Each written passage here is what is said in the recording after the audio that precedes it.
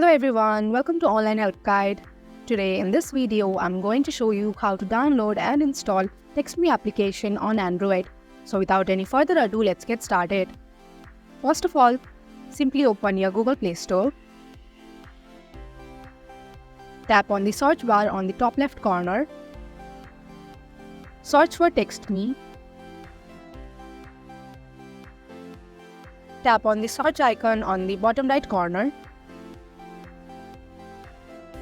Once you find the application, simply tap on Install button. Wait for the installation. Once the installation is completed, tap on Open.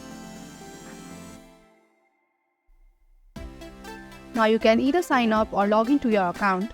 Thank you for watching Online Help Guide. Hope this video was helpful. If it was, hit the like button and comment below your questions and feedback.